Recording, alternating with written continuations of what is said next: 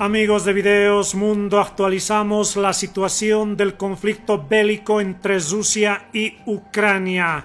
Los drones iraníes proporcionados a Rusia siguen causando estragos en Ucrania. Tanto es así que Estados Unidos ha anunciado sanciones para Irán por dotar estas armas letales a favor de Rusia. Los drones iraníes son protagonistas en el conflicto bélico. Pero a ver, escuchemos todos los detalles de la situación al momento de la guerra que sigue intensificándose. Se reporta devastación en el este de Ucrania, donde el grupo Wagner, una entidad paramilitar de origen ruso avalada por el Kremlin, está logrando avances. Bakhmut es una de las tantas ciudades de la zona aún golpeadas por el combate y con daños visibles por esta guerra. ¿Qué más se sabe de estos ataques y también de la declaración de la ley marcial por parte de Putin en ciudades de Ucrania? Vamos a comunicarnos con José Levi. José, adelante, buenos días.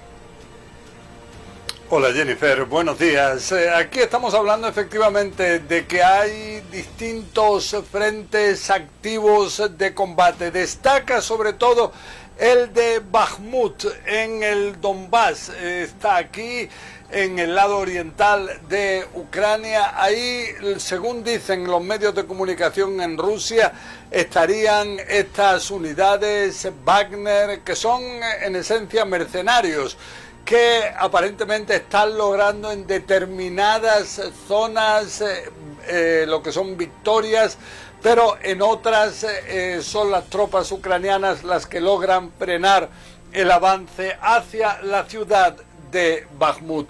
Vemos en el otro extremo de la presencia militar rusa dentro de Ucrania, en Jersón, donde ahí sería la situación opuesta. Existe avances del ejército ucraniano y esto está llevando a que el ejército ruso siga evacuando, hay quienes dicen en Ucrania, deportando a miles de ucranianos de las zonas de la ciudad de Jersón más cercanas al frente, aparentemente para intentar impedir que puedan ser víctimas de los bombardeos. Eso es lo que dicen en Rusia.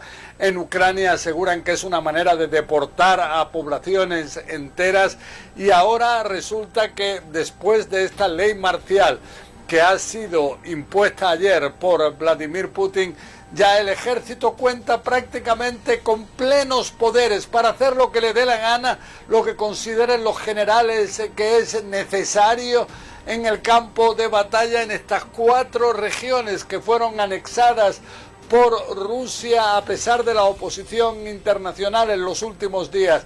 Entonces vemos que este ejército tiene la capacidad de evacuar, o sea, deportar muchas veces, también la de incautar propiedades, la de detener a personas, la de alistar al ejército para unidades especiales para que luchen contra el propio ejército de su país, el ucraniano.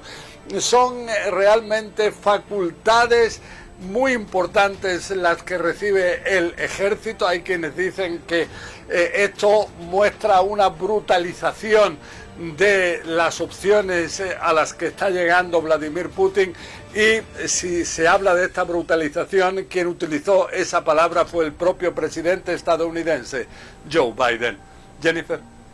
Y José, el sector energía es uno de los más neurálgicos en esta guerra. ¿Cómo está la situación en cuanto a energía en este momento en Ucrania?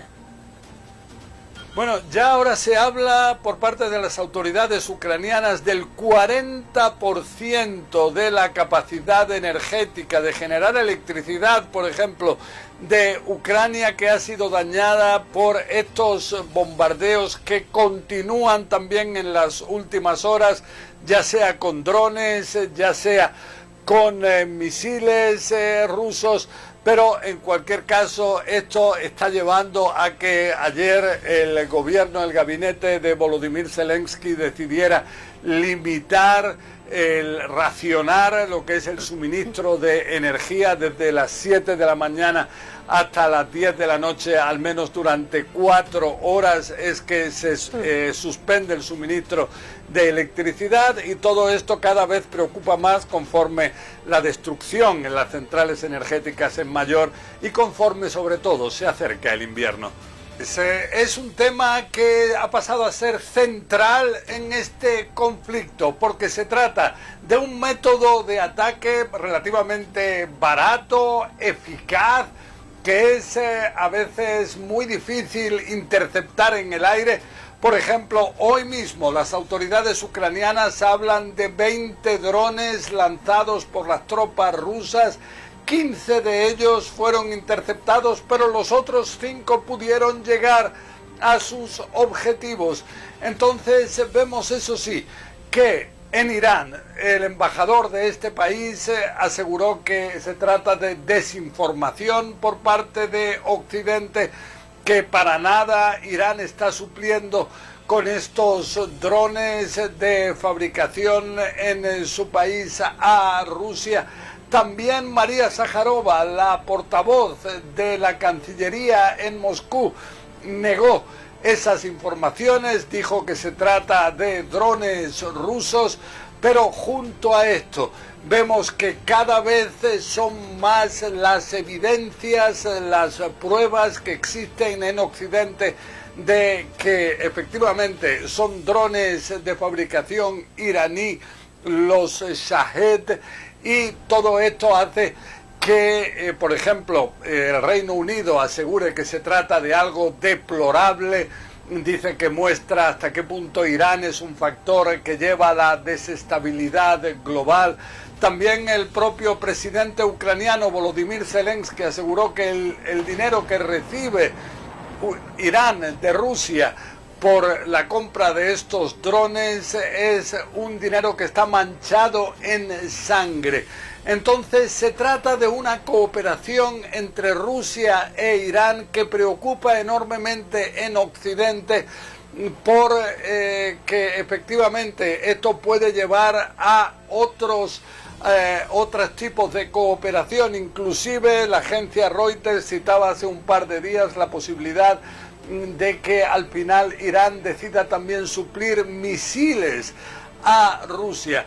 Entonces se trata de algo que preocupa enormemente en Occidente y que no existe ninguna fórmula de impedir que este tipo de transacciones se pueda llevar a cabo. Ana María. Preocupante esta situación con los drones iraníes. Ahora, José, hablemos de también por qué Ucrania teme que Rusia abra un frente desde Belarus, uno de sus principales aliados. Bueno, ahora lo que dicen en Ucrania es tener informaciones de que el ejército ruso está reforzando su presencia en Belarus, de tropas y también de aviones.